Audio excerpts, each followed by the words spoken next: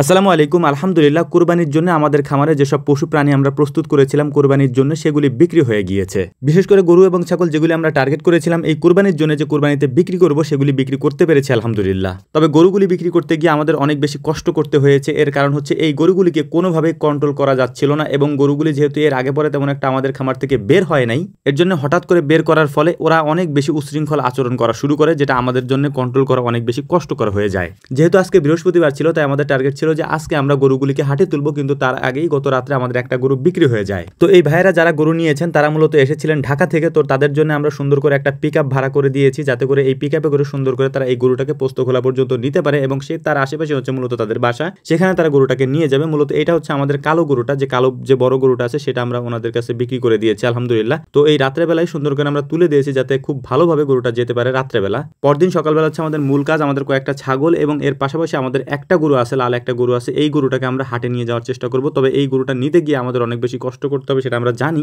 তবুও আমাদেরকে নিতে হবে। এর কারণ হচ্ছে যেহেতু আমাদের আজকেই হাট, অর্থাৎ বৃহস্পতিবারই হাট আমাদের এখানে, এবং শুক্রবারে আমাদের এখানে হাট নেই, শনিবারে তো কুরবানি, যে কারণ হচ্ছে যে আজকেই গরু বেচা কেনা হবে। আমরা আজকেই গরুটাকে নিয়ে যাওয়ার চেষ্টা করবো ইনশাআল্লাহ। যেহেতু একদিন পরেই কুরবানির ঈদ, যে কারণে হচ্ছে যে অনেক বেশি গরু এখানে উঠেছে, আর এই জন্য হচ্ছে যে রাস্তাঘাট সব ব্লক হয়ে গেছে। আমরা অনেকক্ষণ পর্যন্ত অপেক্ষা করে তারপর হচ্ছে যে ভিতরে ঢুকেছি, ভিতরে ঢুকি নাই, রাস্তায় হচ্ছে গরুটাকে আমরা নামিয়েছিলাম, এবং এখান থেকে নিতে গিয়ে যে পরিমাণ কষ্ট আমাদেরকে করতে হয়েছে ওই ভিডিওগুলি আমি আর আপনাদেরকে দিইনি। এটার কারণ হচ্ছে যে এখানে খুব বাজেভাবে গরুটা মানে দৌড়ায়, তারপরে হচ্ছে যা যাচ্ছিল, যেটা আমাদের কাছে মানে ওদেরকে কন্ট্রোল করা বা ওকে কন্ট্রোল করা আমাদের পক্ষে কোনোভাবেই সম্ভব ছিল না। অনেক কষ্টে তারপর হচ্ছে আমরা যেখানে গরুটাকে বাঁধবো সেখানটা পর্যন্ত নিয়েছি। ওইখানে নেওয়ার পরও ওইখানে যে বাঁশ আমরা দিয়েছিলাম বা আমরা যে মানে একটা তৈরি করেছিলাম ওইটাও ভেঙে ফেলছে। তো যাই হোক, তারপরে অনেক কষ্টে এটাকে রাখার পরে বেশ কিছুক্ষণ পর্যন্ত খরিদ্দারেরা আসলেন, তারা দাম বললেন, দেখলেন। এটার আলাদা একটা অভিজ্ঞতা আছে। আমি মাঝে মাঝে এটা বলার চেষ্টা করি, যদি আপনি খামারি হন বা আপনি যদি গরু ছাগল পালন করেন, তাহলে অবশ্যই এই জিনিসটা যদি আপনি না পারেন, বিশেষ করে হাটে গরু নেওয়া বা হাটে গরু নিয়ে বিক্রি করা,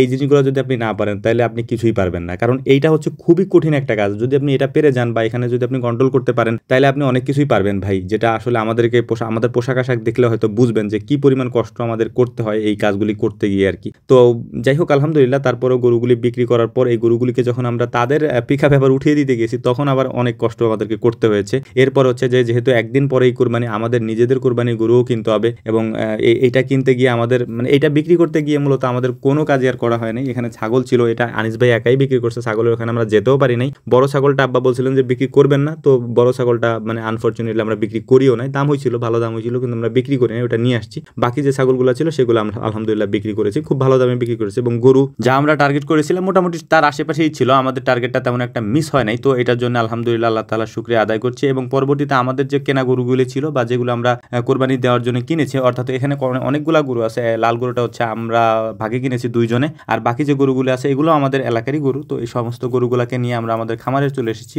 কিছু গরু অন্য জায়গায় রাখা হয়েছে এবং কিছু গরু আমাদের খামারে রেখেছি। তো যাই হোক, আমাদের জন্য দোয়া করবেন। আসসালামু আলাইকুম রহমতুল্লাহ।